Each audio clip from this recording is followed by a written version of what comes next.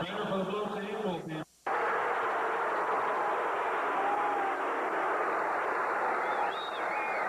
number 25, a 5-year pro from the Portland Trailblazers.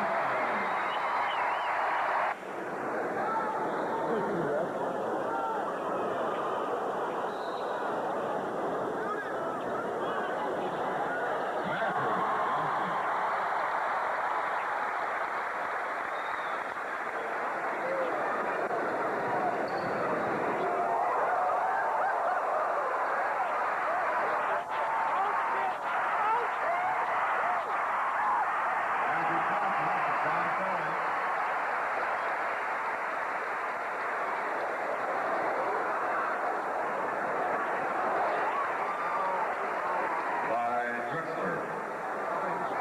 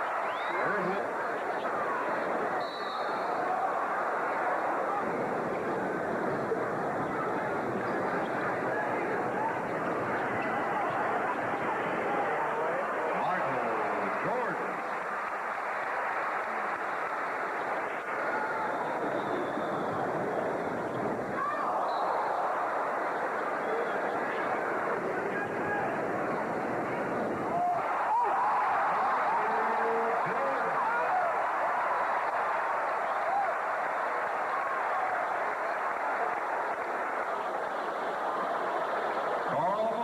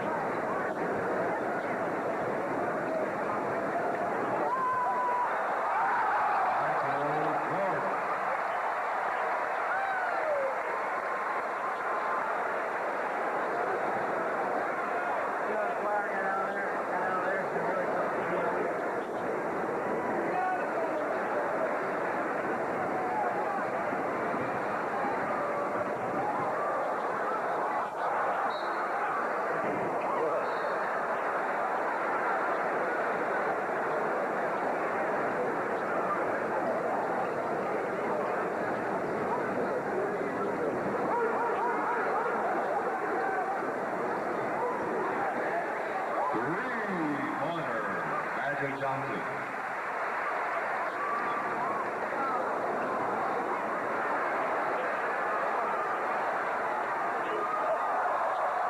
Magic Johnson from Air Jordan.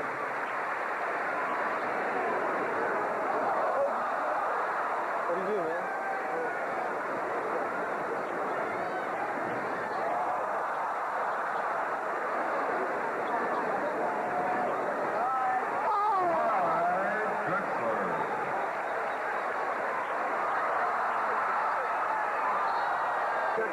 Damn, I missed it, man. Timeout.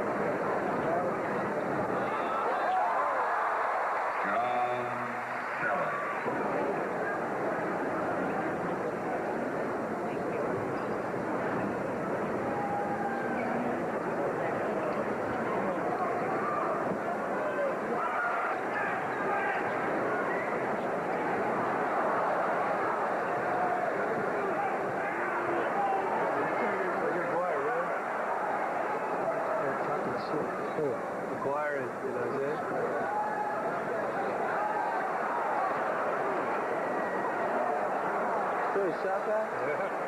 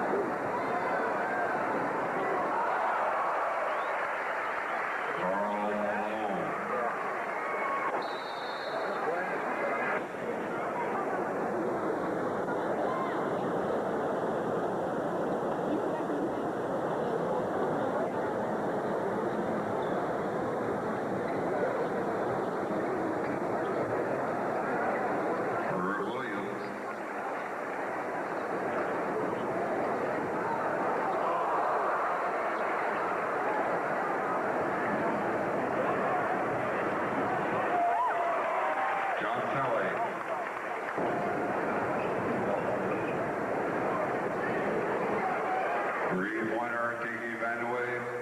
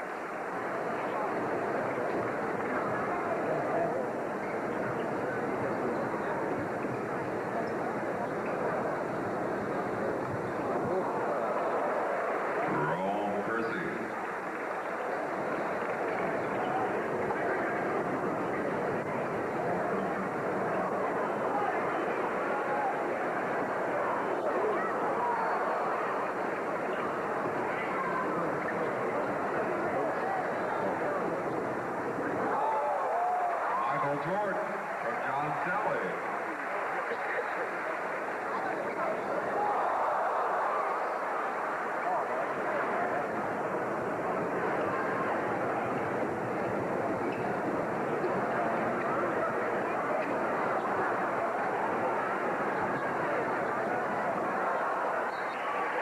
Replacing Herb Williams,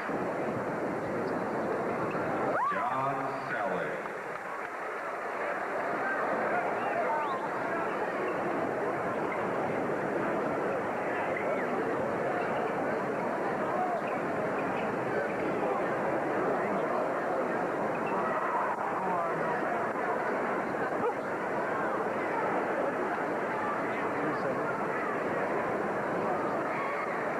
Jackson.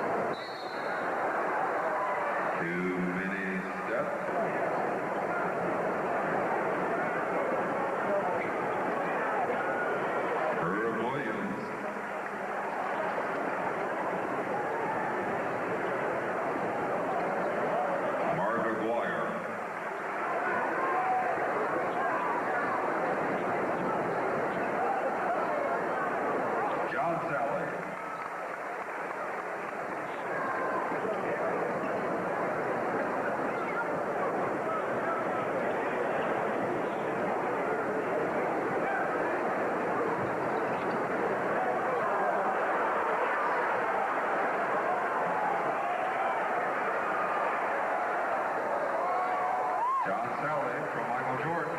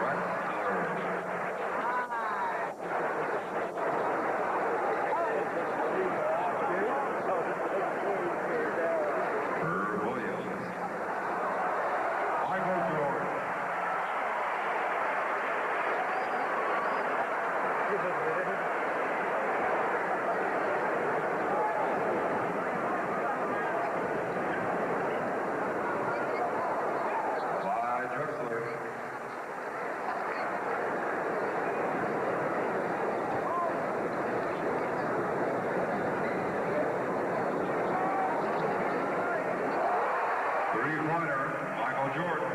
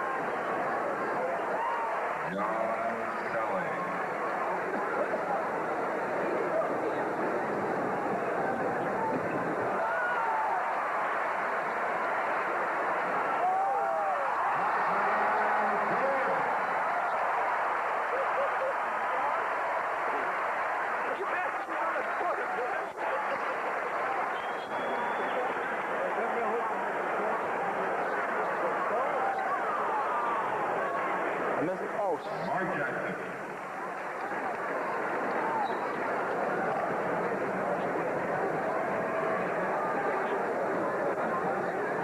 Jerome Kersey.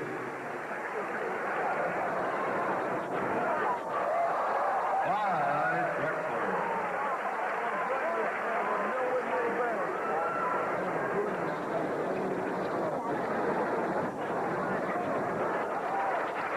Herb Williams.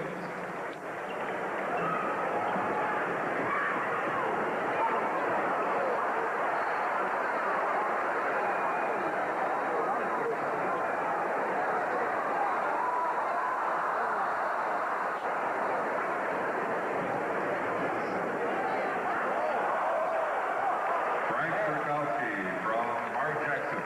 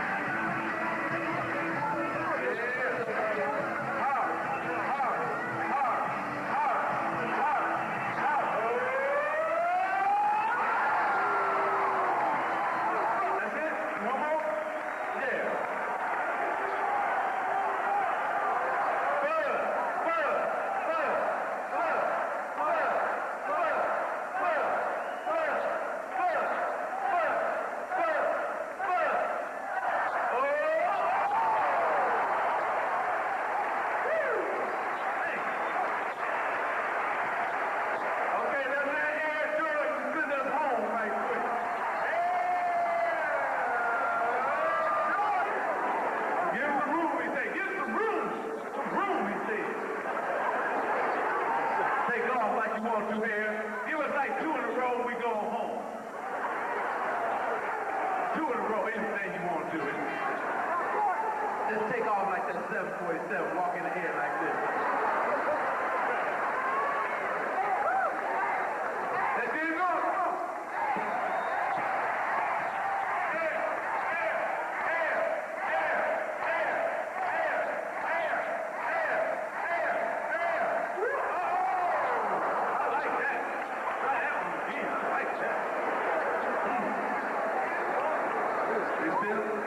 Let's do one then. All right, you gotta get it going. Come on, step.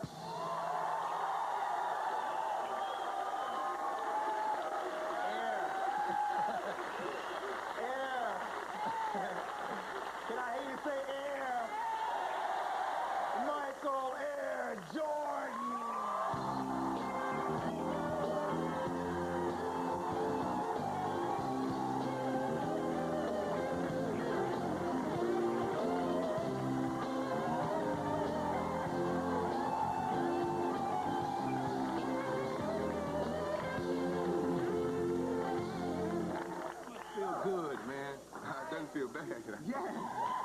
Do you ever sometimes pinch yourself and say, I'm Air Jordan? No, not really. I mean, pardon me, I got a cold, so it sounds a little different. No, I think I have good friends and good relatives that really keep my head, really leveled and, not up in the air, as you want to say. Yeah. Have you ever looked at a tape like that and said, how did I do that? All the time. All Really? the time. I mean, I think the art of creativity is that you're always going to surprise yourself. You never know what's going to happen. It's just going to happen. And my game has a lot of creativity in it. And, when I go out to play, I go out to play hard. What happens, happens. People see it and they get excited about it, and that makes you feel good inside. Yeah. Yes. Sometimes when I'm talking to kids, I use you as an example. Sometimes kids will ask me, how do you keep going? What gives you the determination to know you can be the greatest? And I use you as an example because you weren't in high school the guy they thought would be Michael Air Jordan, NBA MVP, No, for one time, my principal advised me to go to an Air Force Academy because he felt that after I finished college, I have a job. So I said, no, I don't want to go that route. So I decided to go to University of North Carolina. A lot of people didn't expect me to do so well, but I guess that was a challenge that I faced. And sometimes you have to face those challenges and see what happens. Wow. And now you're playing at a level that I find unbelievable.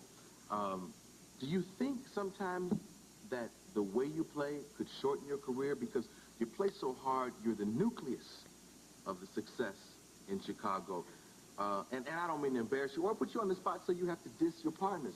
But you have to really play hard. Does that hurt you physically? No, because when I play hard all the time. There's no turn it on here, turn it off here. It's just 110% at all times. So, if I burn out, I burn out. That means my career's short. I go play golf somewhere. Yeah. But I just never, in my whole life, I've never paced myself. It's all just go out and do your best. And a lot of people worry about me burning out. And I never have the time to worry about it. I just go out and play. So the rumors that you're not going to be in the slam dunk contest this year as a result of your knees and saving yourself is not true. No, it's true to a certain extent. I found that even during the All-Star weekend, a lot of other players are on vacations, and this is something to do, which I enjoy doing. That people vote me in to come in and play an All-Star game and do the dunking contest. But after the All-Star weekend, that wears you down. And I found out the last two times that I have my worst games after the All-Star game because I'm tired. Even though I don't know that I'm tired, but I am tired, and I play real terrible. So I decided to give my teammates the benefit of the doubt and do something less energizing and really be ready for the second half of the season. Who on your team will be in the slam dunk contest? Scottie Pippen. Yeah. I've been coaching him. You've been coaching him? I try to get him to wear Air Jordans, but he's got a contract with Avia that doesn't work. But he's going to... We're going to take a commercial and come back and talk about the shoe thing in a moment.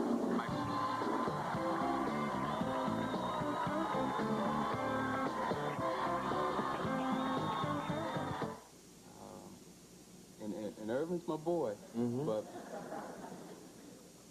Air. Yeah. He's something else. Yeah. He real sweet. Yeah. I mean, the dude, you see what he be doing? Yeah. And it ain't like we in high school.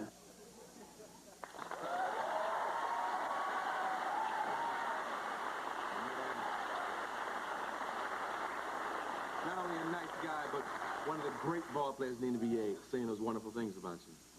I think there's something you have to be proud about it. You have the respect of your peers. It goes a long way, far greater than any championship that you may win. Who affects you like you affect him? Magic. Yeah, Magic and I are good friends. And his style of game, for his size, I mean, you rarely find a guy who's 6'9", who has the skills, ball handling, playmaking, seeing the court at all times. It's a unique athlete, and you have to, you really have to bow down and clap your hands for the individual. Yeah. LA fans, they love to hear that. Anybody ever come down the court and after they finish, you say, damn.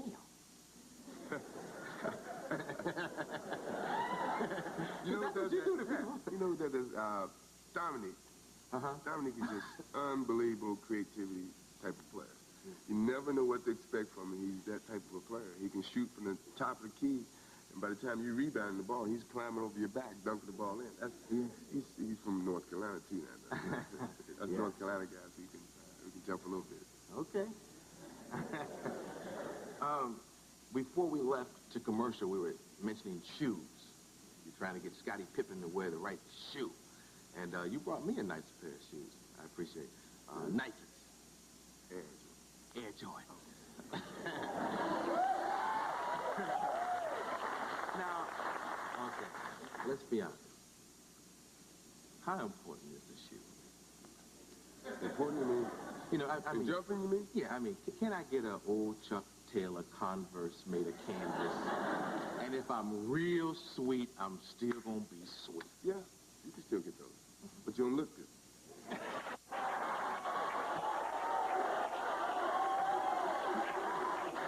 Basketball goes from, you gotta look good, and still play good.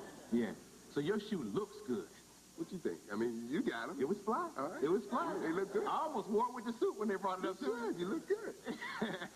Now, but does it also have some type of construction that makes the game? You know, the guys at Nike have really taken their consideration in terms of trying to put some modern technology in the shoe.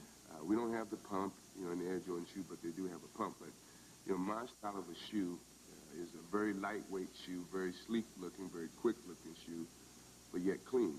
And, I never wore a Nike shoe until I signed with them. And then they gave me an opportunity to get involved with designing my own shoe. And that's been the most educating thing that I've ever done. And I enjoy it, and I feel very proud to wear the shoe. Yeah. What do you think about the pump, this new shoe? I guess it's a Reebok shoe. I don't have anything to say about Reebok. No, I just wondered, have you ever... That's just like you speaking about Johnny Carson. Yeah, well, it's like, I'm wondering if you've ever worn one or No, I mean...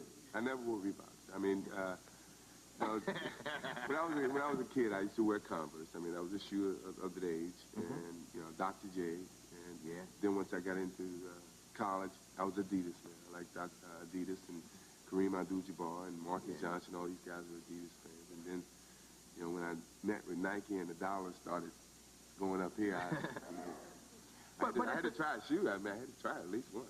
But it's a good shoe, though. I mean, if they didn't pay you anything, that's the shoe you I would wear, still right? wear it now. If I had my input, I mean, if they don't pay me anything and I had the input to make my own shoe, I still would wear it.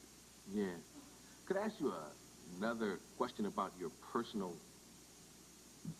play on the court? And you've heard me do jokes constantly since I've, had the opportunity to do jokes on television. I've always had something in my act about your tongue. Now, where did that come from and why? Well, it's been a lot of speculation initially. But You all know what I'm talking about? When Michael comes down court, when he's really getting ready to get seriously busy, you see this. And I'm wondering what that's all about, and there's some women here wondering what that's all about. Well, it's an unconscious habit that I picked up from my father. Being a little kid and you watch your father work, he used to stick his tongue out, and I took it up and made it a habit of mine. Now I can't stop. I tried to stop. I tried playing with the mouthpiece in my mouth, and it just doesn't work. It just doesn't feel natural, and I don't know. And that's something you picked up It's from really your dad? basic. It's nothing outrageous, so don't let your mind go crazy. It's basic stuff here now. But your dad did that? Yeah, Now my father, he still does it. And my little son does it now. He's running around with his little basketball. Yeah. Everybody needs a hook, and the women love yours. Michael Jordan in a minute. We'll be back.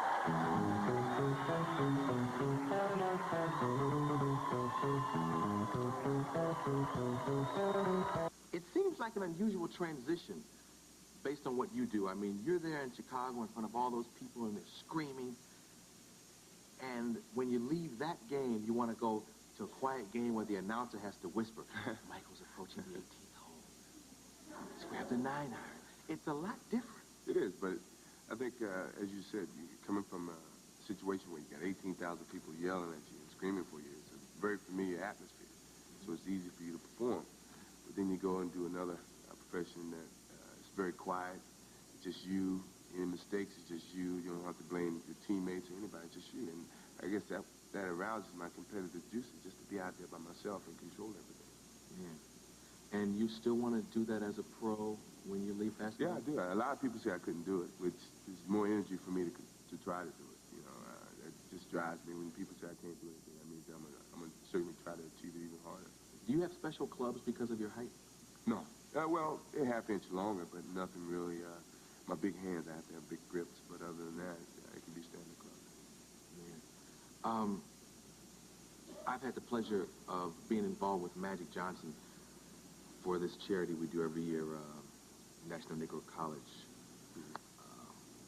Fund gets the money. You know, you've played it. Mm-hmm. And I noticed something, and I've noticed it when I sit in the forum on the floor, but I noticed it even more when I was able to coach. You all talk a lot. As a matter of fact, there were times when because I've always been on the other team, you've come past me, and you whispered to me, you said, watch what I do to your boy. This is the truth. This is a true story. This is a true story. And, of course, this is a fun game to raise money so kids can go to college. But still, just to say, he walked past me, he came past me, he said, watch what I do to your boy. And he whispered to me, and he went down, and he did something where he just did all kind of stuff, and you know, he took his temperature, and he changed his watch, the date, and everything, and then he slammed on somebody, and he came back by me and said, when you really play a game, are you all talking and intimidating each other? No, sometimes, if you know that individual, I mean, it's a very competitive thing. Nothing to try to get a fight started or to take him out of his game. I mean, Ron Harper's one. Ron and I are very good friends, and we compete a lot, and we tend to talk a little bit when we play each other. And, yeah, we, pat each other on the tail and say, good shot, good play, this type of thing. But no derogatory stuff. I mean, except for maybe Lambeer. But everybody can understand that. Now, what do you say to Lambeer that you don't say to Harper? Well, okay, what would some other guy who's not sitting on the couch with me tonight say to Lambeer that you don't say to Ron Harper? You don't want me to say those words. Oh, okay, maybe not. Maybe not. But it's in the form of that you didn't appreciate what he just did, and meet him outside, or do this, or do that. Yeah. That type of thing. So he's a tough, hard player that you actually, you get angry at sometimes.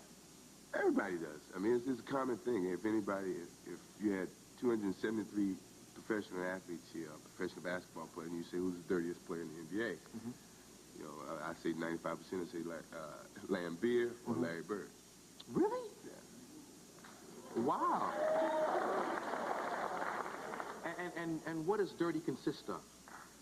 Holding, pulling, hard fouls. Lambeer is very, very dirty in terms of, you can see Lambeer. He doesn't jump well. Yeah. He can't block a shot. Yeah. So, this is true. I mean, this is not to be knocking him, but, you got, let's say myself on the break and he's on the break. He's not going to block my shot. Right.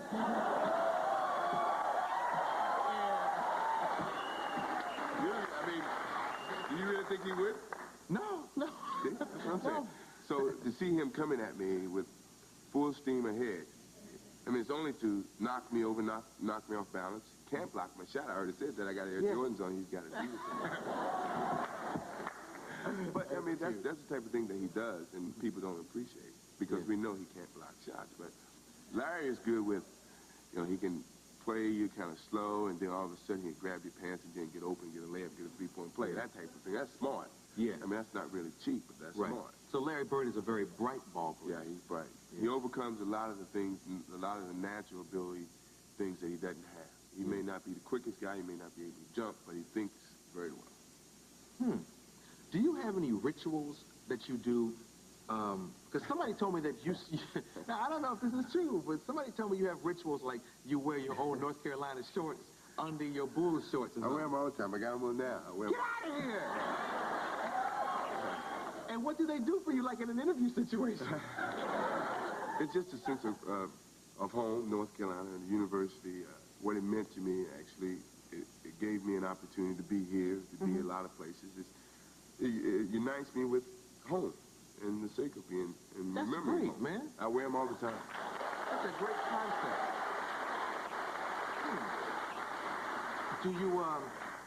Do you miss Doug Collins, your ex-coach? I do, a little bit. I mean, a lot of people try to make it as though I fired Doug, which was totally ludicrous. I didn't have anything to do with it. But we were establishing a good relationship because Doug was a player in the league, and he knew a lot of things that I was going through, and he could prevent or, help me get through those situations. So, now I miss that a little bit because Phil was back earlier. I mean, he was back in those wildflower days, the peace and that type of thing. But he's a good person to be around because he's very relaxed. He has that attitude that, hey, just go out and play, enjoy yourself, and don't put pressure on you. And Doug was good with helping me through situations because he's been through it. Well, a ball player as great as you are, as valuable as you are, if you say, I want Doug, wouldn't he be there? I mean, couldn't you make them keep him? Yeah, but I can go in there and say, I want $5 million. That don't mean they're going to give it to me. Yeah, okay. Which I do want $5 million, but they haven't given it to me. Yeah, I mean, this is a business. You find out this is a business. And, I wouldn't want to do that. I don't think I want anybody to do that to me, so I find myself very hesitant to do so. You just play the game. I just play it, and, I don't want to take the fun away from the game. I still like to play the game as I played it when I was a kid. How's married life? I can't complain. I mean, it was a big move for me, and I'm very happy I did it. It really put some stability in my life. Well, congratulations on everything in your life, man. God has truly blessed you. Michael Air Jordan. Was voted the starter in the Pro Bowl. Hi, everyone. I'm Don Crickey, and today the CBS horse competition moves into the quarterfinal round. I guess everyone who's ever played any basketball knows the game of horse. Basically, you must duplicate your opponent's shot or be assessed a penalty letter. 5 misses, 5 letters, that spells horse, and you're out. Today, we have Pistol Pete Maravich, a former NCAA and NBA scoring champion, against George Gervin, the current scoring champion in the league, and here's Mendy Rudolph. The basic rules of horse are as follows. The player in control must describe his shot beforehand. Now, 2 consecutive shots from the same area are not allowed unless someone moves at least 5 feet away. There are trick shots allowed. However, the same trick shot cannot be attempted more than once in the contest. The flip of the coin will determine who goes first. Now, there's going to be disputes out there, and if there are, my word will be the final judge. And so to lead away, George Gervin of the San Antonio Spurs has won the toss, and he fires up a jumper off the glass.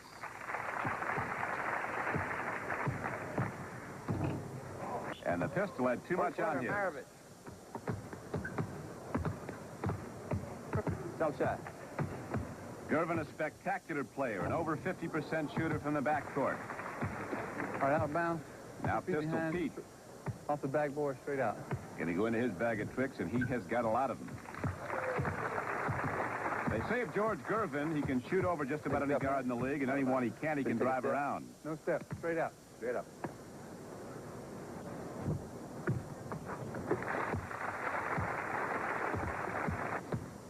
All right, sit down, make a layup. Pistol's going to take it easy here. Off the backboard. Pistol can make that ball talk, I think. George wasn't expecting all this sitting down, I don't think. Up a little closer. Up a little closer.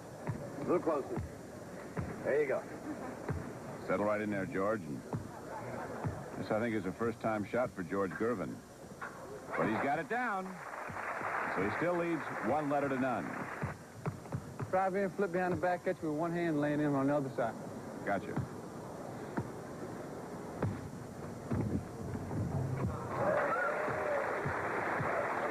The pistol, you'll recall, used that against Bob McAdoo and gave the big fella a lot of problems.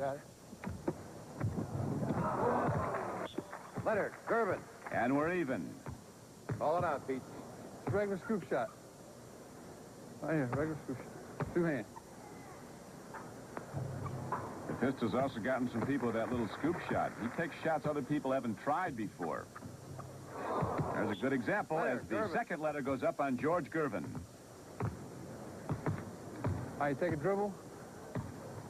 The ball behind you, both wrists, both hands, flip it over you, and lay it in. Okay? The pistol was 3 times the NCAA scoring champion at LSU, twice an NBA scoring champion. Got to be with 2 hands, too. Two hands, George. Two hands? With two hands. Two hands flipped like this. There's Mrs. Maravich looking on. George Gervin. So Gervin, who just edged out David Thompson for the league scoring title this season, stays with him.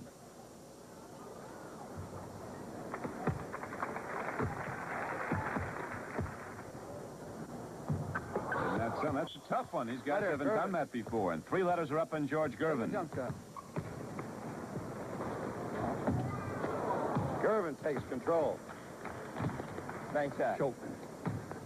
This competition coming to you from the Omni International Complex in Atlanta. Letter, Maravich. Twice now, Gervin's put letters on Maravich with the bank shot. Off the backboard. That is a tough shot. As tough a shot as there is. Straight away off the glass. Letter, Maravich. And so we're even. Off the backboard. The eventual winner of the horse competition will receive a check for $15,000.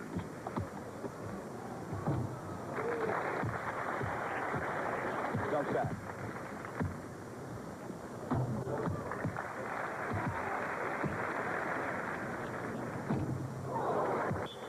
Letter, Maravich. So the pistol is now a letter from elimination as George Gervin is filling the basket up. Oh, yeah, all day. That's it?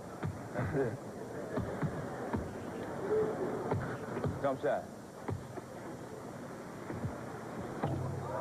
Control to Maravich.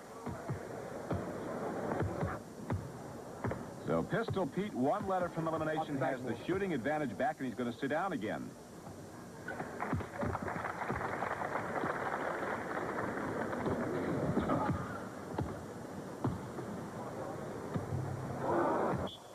Letter. And for a second time, the sit-down shot puts a number, a letter up on George Gervin. All right.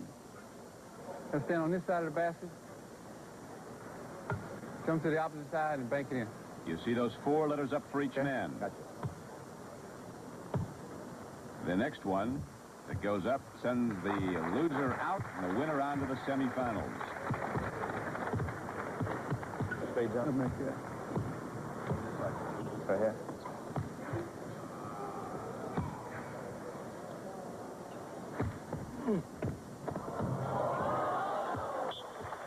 And so, NBA scoring champion George Gervin of San Antonio goes out, and Pistol Pete Maravich is a semifinalist in the horse competition.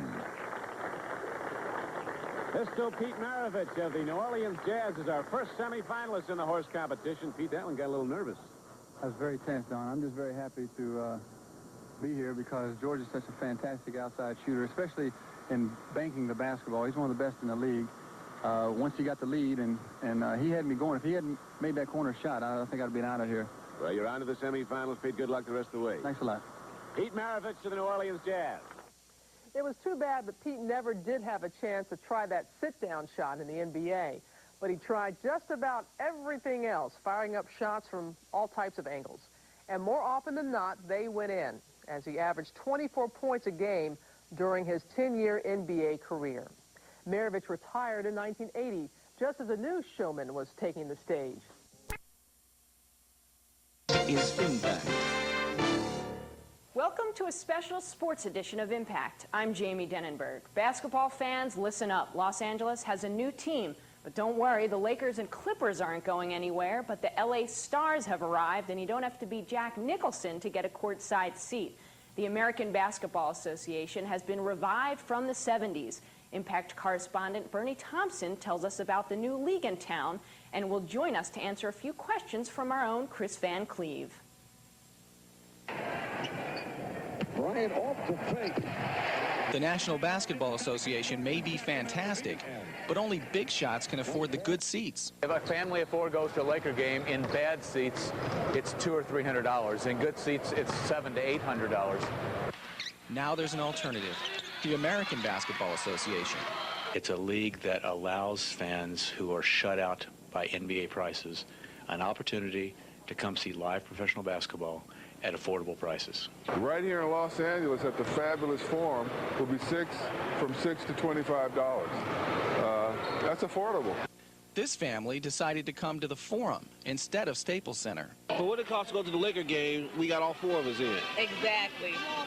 So it was worth it. Other families feel the same way. This is my son, Ramon. And Ramon, he's a basketball player up here at St. Andrews Park. So I brought a friend. As a matter of fact, I had 8 tickets. I brought 5 kids from the neighborhood. Most of the adults here have kids with them, and you don't see that in the NBA. Another thing you don't see in the NBA are some innovative rules that make the ABA 2000 a higher scoring league.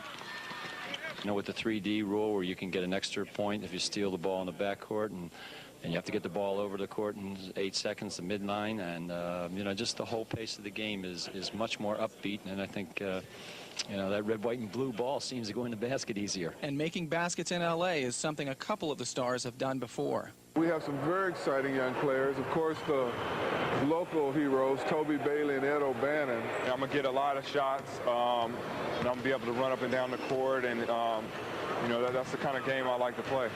And that's the kind of game the old ABA played. It created the three-point shot and the slam dunk contest. Before that league and its trademark ball deflated in 1976, it showcased some legendary players. They were very creative players, a bit unorthodox, like George Gervin and Dr. J. Those players lured some fans from the more established Brown Ball League. And while the NBA represented tradition, the ABA was center court for self-expression. It's your thing. Do what you want to do. I can't tell you who to sock it to. One thing that I remember is definitely the red, white, and blue basketball and the afros. I don't really have any hair to sport the afro. Even without the big hair, there are similarities between old and new. Do what you want to do. I can't tell you who to sock it to. It's your thing. But low attendance is one similarity to the old league the 8 teams in the ABA 2000 could do without. We keep putting the effort out there so that those fans who are here will see a great show and will tell other people about it. Kids once again can tell their friends how easy it is to see their favorite players. Who's your favorite player? Toby Bailey, because I like his shot stuff.